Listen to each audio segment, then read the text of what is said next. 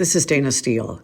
I lost my mother, Fran Nicholson, to Alzheimer's. I remember being absolutely blindsided by the diagnosis. I thought I knew what it was, but I had no idea where to start, where to go, what to do, what questions to ask, or what was coming. So I posted on Facebook.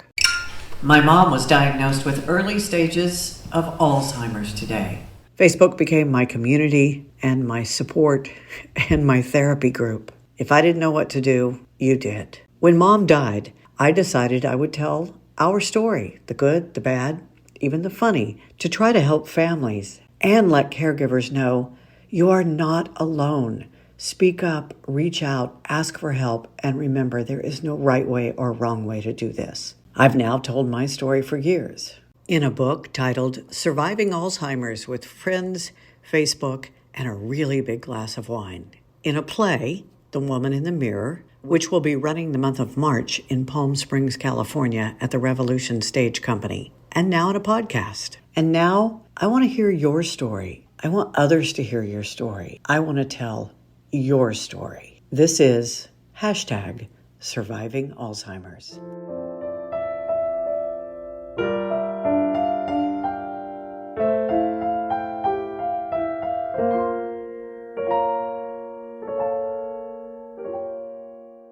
Welcome back to #Surviving Alzheimer's, Season 2, Episode 1. Thank you so much for listening to the first season.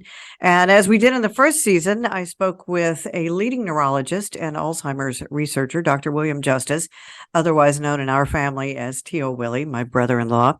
And I thought it would be great to just start off Season 2. Hey, Willie, how are you? I'm doing well. And yourself? I'm good. And we are going to jump right in because I know I only have a limited time with you. Since we last spoke, or at least we did that first episode, you've been to at least a couple of really big conferences. And I wanted to start off by asking about those. Having been a conference speaker, I know that there's a lot of good information to be found at a conference, and there's a lot of BS to be found at a conference. At these things you've been to here in the last 12 months since we last really did some of these interviews, what did you learn at these conferences? That on the horizon are some fairly amazing medications that are working their way through their various research protocols. There's going to be some amazing changes probably within the next 2 to 5 years for Alzheimer's treatment. We already see that with lecanemab, which is on the market right now, which can slow the progression of the disease. But there are others hot on its heels looking to come to market. It's going to be some big changes. Well, the one that is available right now, Willie, doesn't it have some real drawbacks to it, some negatives? Yeah. All of the drugs that we have right now that are working through research or approved by the Food and Drug Administration for clearing amyloid, that's one of the toxic proteins associated with Alzheimer's. They're all associated with swelling of the brain or bleeding in the brain. Some more, some less. Put this in family terms for me. At what point in Mom's journey with Alzheimer's, before we knew about it, after we knew about it, at what point would the drugs that are available now have helped her if we had known?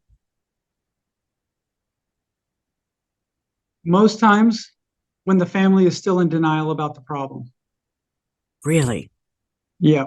So they're beginning to suspect things, but they're like, oh, Mom's just getting old, or Dad, that's okay for his age.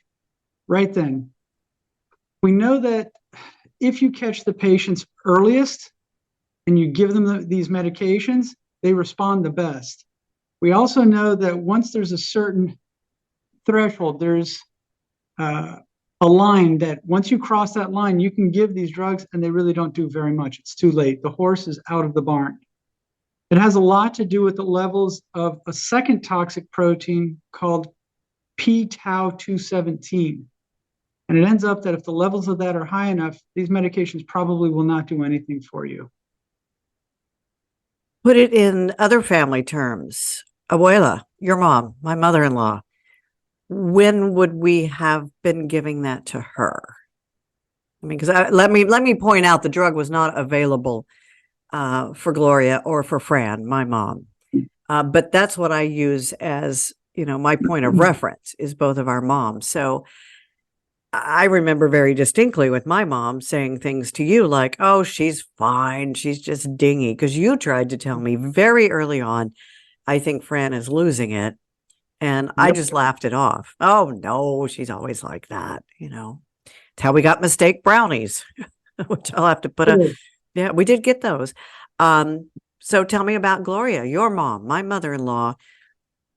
At what point do you sometimes think, boy, at this point, when she did this, I wish I had had that drug? Do you remember when I had the conversation with the family and I said, she has a problem? And half of my siblings said, there's no problem. And I had to remind them that I was the neurologist that dealt with Alzheimer's, and yes, she had a problem.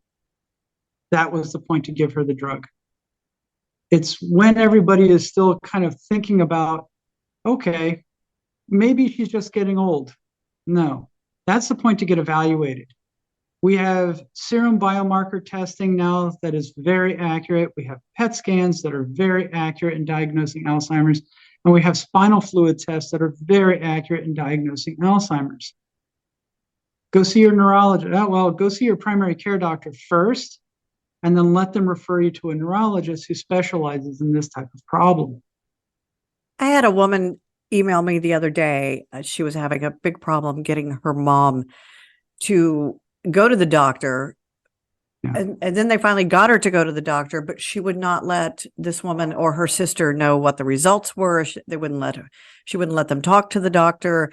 And I was just at a loss on what to tell her. I said, I mean, the only advice I had for her was maybe you get your sisters and some of her closest friends together and you sit down and you have, I hate the word intervention, but you sit down and say, hey, we're really concerned and we would like you to have some of this testing. Now, this is what you do every single day, Willie. What do you do? What do you say? How do you get people to go in and do the testing?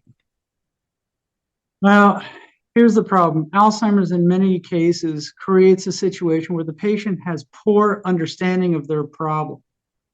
Okay? They don't see it. Inside of their mind and in their world, they think they are good. Everyone else is full of it. And if you combine that with the patients who also have early behavioral problems, where they're angry, they're lashing out, they're aggressive, it's a terrible combination. And getting those patients to get the help they need, it's difficult. It's very difficult. I many times will try to strong arm the patient a little bit and tell them, look, I'll never lie to you. I will tell you the truth. I'm here to help you, but you've got to do this. You try to strong arm them a little bit. And I also tell them, look, listen to your family. You raise these people. They're trustworthy. They're your children. If they agree with me, you should do it. If they disagree with me, you should get another opinion. And once they start hearing from the kids and me and everybody's kind of strong arming them a little bit, you have to do it as gentle strong arming. All right. You can't just come out and say, you must do this, because they'll push right back. But you have to twist their arm. You have to kind of push them down the road a little bit and encourage them. It's tough. It's tough. A lot of the patients, they'll just walk away and say, you don't know what you're talking about, and they don't come back. You know, you ask them to go see a psychologist to get help. You tell the family, be patient, keep pushing on them. And when they change their tune, bring them back and I'll try and help. It's hard. These are very difficult situations. You lost your mom to Alzheimer's. I lost my mom to Alzheimer's. What sort of test? You can do it in Houston. It's a blood test. Okay.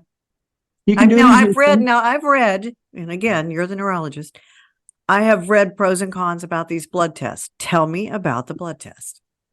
So the blood test is looking for the most common gene associated with Alzheimer's disease. It's called apolipoprotein E4. If you have one copy of this in your genetic makeup, it encourages Alzheimer's. If you have two copies, it's very bad news. Yeah, and actually, I believe that some of the 23andMe type companies, they'll do it. They'll they'll do it, and it's not that expensive. So you might want to look at that. I've only learned of this recently because one of my patients came to me and they said, "Here's my 23andMe, and it says I have apolipoprotein E4." I'm like, "Son of a gun! Look at that! They're testing for that." Now, you were just saying there are some tests out there now. There Should are. I be tested? It depends on your risk tolerance. There are many people out there that say, "I want to know.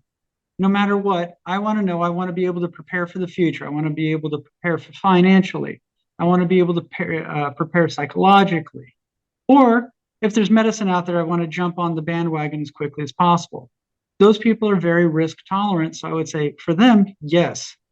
But there are some people out there that have a real hard time knowing that they are at high risk for the disease. So it has to be tailored to the individual. I don't think we should do mass testing, against people's will. I think, look, if you think you're ready for it, do it. All right. I think better prepared is better, but not if it's going to cause you so much stress in your life that it's just going to ruin the quality of your life. Everything's about quality of life. How well can we live this life? Take advantage of everything. So you might want to go on the internet and look around. And if you're curious, get it looked at. I appreciate every day I get. Because Dana, I'm gonna step off this planet one day, and that's gonna be it. That's what I do between now and that last chapter is what matters. And also, how are you preparing? Yeah, so there's all sorts of little financial and legal things that we have to do to protect what we've worked so hard for in our lifetime. And I think that's one of the things that I really learned from Mom and then from Gloria. And the reason I wrote the book and put all the information in the book and do the play now, and that is to have all of those things, have those questions answered. There's a list of family questions. I think it's 28 questions now that you can print out a free copy from the website. Everything from, what do you want me to do with your damn dog? Of course, I ended up with that dog. But, what are your passwords? Who are your neighbors? Who should I let know? Is there who are your beneficiaries? Make sure, last I heard, Social Security will not recognize a power of attorney. You have to actually let them know this is the person that's going to be handling my affairs. And I had the answers to all of that because I had watched Charlie's ex-wife go through this with her parents. I had watched, what your late dad, what Abuelo did. I mean, he made it so easy because he had everything done for us. Yeah. So there were no questions when he passed. And I came home and made sure I had all of that taken care of with Mom, except that one question: if you become incapacitated, where do you want to live? So, Yeah. William Justiz, Tio Willie, if you become incapacitated, how do you want to live? Where do you want to live? On the beach next to a bottle of rum. Well, if you have Alzheimer's, we'll tell you you're on the beach, and we'll tell you that iced tea is rum. Because remember, we were giving Mom ginger ale towards the end there and telling her it was champagne, and she was good with that. Preventative measures, though, at our age, does it even matter? Mm-hmm. It does. It does still matter. Yeah, because do you want to have a stroke and then have Alzheimer's? No, I don't want to have it. Do I have to pick one or the other? I don't want any of them. Yeah.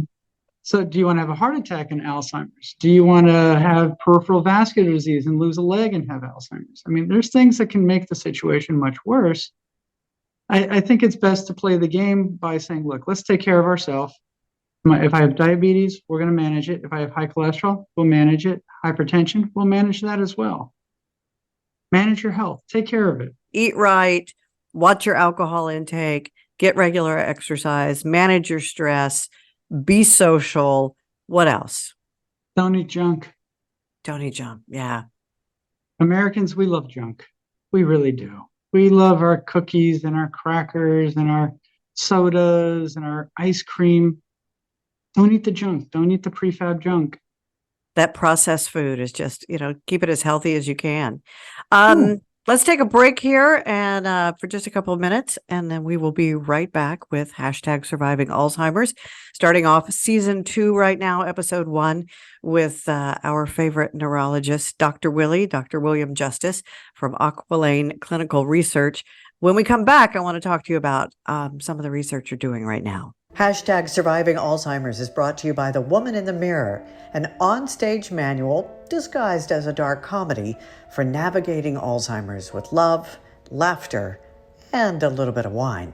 You can help bring the play to the Revolution Stage Company in Palm Springs, California in March with a tax-deductible donation to our grant fund. There's a link in this episode's description and on our website at survivingalzheimerspodcast.com. It is my love letter to caregivers. Remember, when it comes to Alzheimer's, if you don't laugh, you'll cry. Now, back to more of Surviving Alzheimer's. Welcome back to season 2 of hashtag Surviving Alzheimer's. As we did with the first season, our first guest is a leading neurologist and clinical researcher, Alzheimer's researcher, based in Naples, Florida, Dr. William Justiz, otherwise known as T.O. Willie in our family, my brother-in-law. Tell me a little bit about the research you're doing right now. What are you finding? We are currently enrolling for 3 new clinical trials, and we are currently running about 8 other clinical trials, all for Alzheimer's. And the science is advancing. We have seen large molecules being used to clear toxic proteins out of the brains of Alzheimer's patients.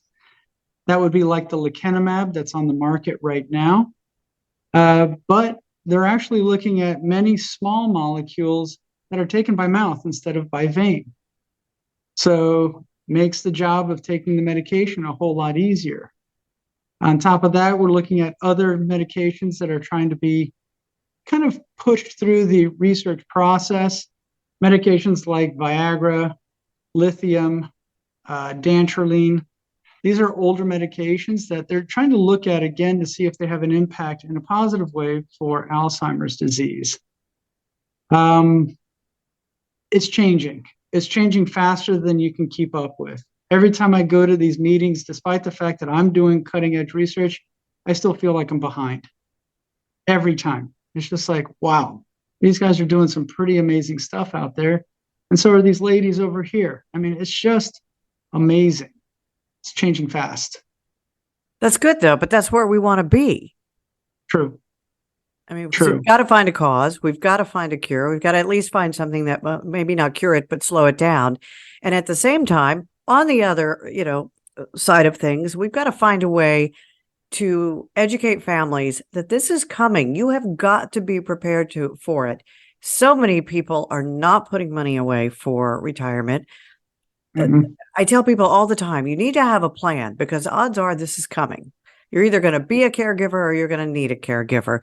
And, my kids will take care of me is not a plan. Because your kids, somebody's going to have to quit their job to take care of you. That's expensive. And it's extremely expensive, whether you have somebody in assisted living or you have to hire home care or somebody in the family has to quit their job. No matter, there's no way around it. And I hear that, well, my kids will take care of me. I'm not going to have to spend money on an assisted living. It's going to cost somebody money somewhere along the lines. So the problem is that Americans don't live in multi-generational households anymore. We haven't done that in many generations. So now you have your kid and their spouse. Okay, so you have a 2-income household, and now you've just taken away 50% of their income because somebody has to stay home, or they have to pay that same amount of money to support you in a nursing home. That is a huge burden. That is a very heavy burden to put on the family members. And then you have the mental health aspects of it as well. When we were somewhere along this 1-year journey, we're just finishing up. We stopped to have, of all things, a picnic on James Dean's grave in Fairmount, Indiana, the home of cool. And while we were sitting there looking at James Dean's grave, this woman drove up. Her mother, Loretta was buried right next to James Dean. And I asked her, I said, does it bother you, all the tourists and everybody coming in? She said, no, it's actually, she said, I'm sure it's keeping Mom entertained. And so we laughed and we talked. And she said, I actually come here for, peace and quiet. I have my husband and he is starting to show signs of dementia. Loretta here died of Alzheimer's. And she said, and my son and his wife and their kids live with us right now. And she said, it's hard. She got serious. I happened to have a book in the car and I gave her the book. And when she saw the book, she opened up to me and she said, it's really hard. But she laughed. She said, sometimes just coming to hang out here with Loretta is my peace and quiet. And I gave her a hug. And as we started to leave, she looked at me and she just started crying and shaking. And she said, it's just so hard. And now my dad has it. I'm starting to see it in my husband, and we all live in the same house. And I just don't know how I'm going to do this again.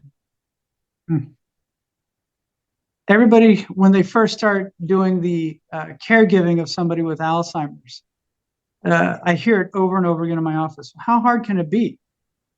Those were my exact words to Charlie. How hard can it be? I'm just going to look this up. I'm going to research it. I will do this like I've done everything else. I will have this done. Yep. And you think, oh, it's like taking care of a big child. Well, there's funny politics between you and your parent. All right. They're still your parent and you still respect them and you still listen to them when they say, I want to do something, whatever it is, whatever kind of crazy idea comes into their head. I want at 3:00 in the morning. I want to go home, despite the fact that they are in their home. What do you do then? And what if they do that at 3:00 in the morning every night and they wake you up and you can't sleep? What if they refuse to take their pills? What if they start losing the ability to walk and now you have to pick them up and move them around just so they can be cleaned on their bottom or put into a shower? There's some real difficult things that have to be done for these patients. It's tough. It's very tough. And every situation is different. Every patient is different. Every family is different. One of the episodes we had in the first season was with Melissa Stevens, the widow of Mark Stevens, who you remember from your time in Houston, Stevens and Pruitt. We lost Mark to Alzheimer's. Mark was a roamer, but he was a roamer between midnight and 5 a.m. every single night. So Melissa would have to work all day. Now, she was fortunate that she could afford, around the clock nursing care. But he still wanted Melissa, and he would wake Melissa up every night at midnight, roaming the house, looking for his keys, looking for his wallet, because he had to he needed to get to the station to interview Mick Jagger, which she said the nurses would be like, what? But, it took a big toll on Melissa. The person you love is disappearing, and you're trying to work and pay for all of this care, and they're waking you up all night. Yeah, it is a very difficult situation. Unless you've done it, you don't get it.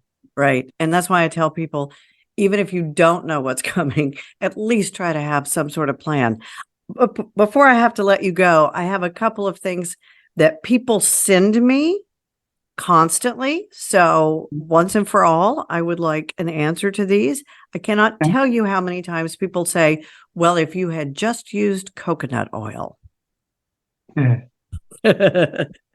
figured that's what I would get from you. I'm going to tell you what, I think coconut oil is fantastic, but it only works well if you put it on your skin. Makes you look young. If you want it to fix your brain, no. So I do not believe in coconut oil. The data behind coconut oil, since it first was popularized in the American consciousness, has failed to show significant impact on the outcome of Alzheimer's disease. And there's some question as to whether or not coconut oil can increase the likelihood of cerebral vascular and cardiovascular disease. I recommend against it. I think you're much better off just following the Mediterranean diet and getting your exercise. Viagra. So, that's the other one, Viagra. I think every married man should take Viagra every day. I didn't ask what you think as Willie Justiz and a justice man. I know, since I married one of you. I'm asking you as Dr. William Justiz, do people who take Viagra have a lesser chance of getting Alzheimer's? We haven't proven that yet. All right. The data that we're looking at right now is actually very soft. And they are doing very soft. Sorry. Oh, I'm married great. into your family. Anyway, keep going, Um, doctor. um, and they are doing clinical trials on this right now. But I don't know. You have to think that that medication has been on the market since the 1990s. All right. It was promoted by Bob Dolan. That man has been gone a long time. All right. And if there was some indication over the decades that that drug was on market, that it slowed the progression of Alzheimer's disease, we should have seen it by now. And I mean, it would be the front page of the New York Times. So, Any other myths or miracle cures oh, that people bring into your, tell me some of the ones you hear that come into your office that we can just negate right now. I can't name them because I'll probably be sued. Ah, so I could say Viagra, you couldn't. Um, any other foods or like coconut oil. So just a Hmm. generic thing, like, if I ate more Jello or whatever, what things are you having to tell people no? Again, Mediterranean diet, take a walk, get some exercise, de-stress. Those are the things that are going to help you. The problem is that the American public doesn't want to do that kind of thing. All right. We've been battling, with lack of exercise for decades. All right. We're a very sedentary society. America's idea of exercise is getting in their car and driving to the nearest grocery store and parking as close as they can to the front door. All right. Like the God forbid gym, the gym. It's like how many people fight for that close parking place when they go to the gym. That just cracks me up. yeah. And look, just do your homework, people. Just eat healthy, do your exercise, remain mentally active, try to learn something new, keep the gears inside of your head turning. And look, at this point in time, you've done what you can. All right. If you end up coming down with the disease, it's not because of failure of doing the exercise and following the diet. It's because, look, you mitigated the risk as much as possible, but still you came down with the problem. The bottom line is enjoy what life you're given. I tell that to people all day, every day. I have people in their mid 90s, 95 years old, and asking me, why did this happen to me? And I look at them and I say, you're 95. I mean, you've been given more life than most on this planet. Just enjoy your time. I will do my best to mitigate the effects of the disease, but the clock is ticking, unfortunately. Enjoy your time. Take advantage of it. Kiss your family. Go out and watch a sunset. Listen to a concert. Don't sit in your house in a dark room and wait for death to knock at your door. This podcast is brought to you in part by the book Surviving Alzheimer's with Friends, Facebook, and a really big glass of wine. When Mom was diagnosed with Alzheimer's, I posted it on Facebook. What started as a way to let friends and family know Mom had Alzheimer's turned into a support system for me, and from that turned into a support system and a community. The first half of the book is the Facebook post, and that's to give people a sense of you're not alone. There's no right, there's no wrong. It's okay to laugh at inappropriate things. It's okay to cry. It's okay to say bad words, drink wine, and throw things. The other half of the book is very important resources for caregivers. The one thing I want you to take away is you never know. Love your family. Love everyone. Take every adventure. Do everything, but also make sure you have everything ready to go and you're organized in the background, so that when all is said and done, you have lived today. I wish I had known. And if I wish I had known, I think there's other people that wish they could know what's coming next. Surviving Alzheimer's with Friends, Facebook, and a really big glass of wine is available at Amazon in paperback and Kindle versions. And now, back to the podcast, Surviving Alzheimer's with Dana Steele.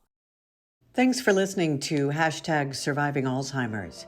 The podcast is produced by Blue Squirrel Productions and JFA Entertainment. Dana Steele, me, executive producer. It's brought to you by the book Surviving Alzheimer's with Friends, Facebook, and a really big glass of wine, available in paperback and Kindle on Amazon. You'll be able to see the play, The Woman in the Mirror, in Palm Springs, California at the Revolution Stage Company in March of 2024.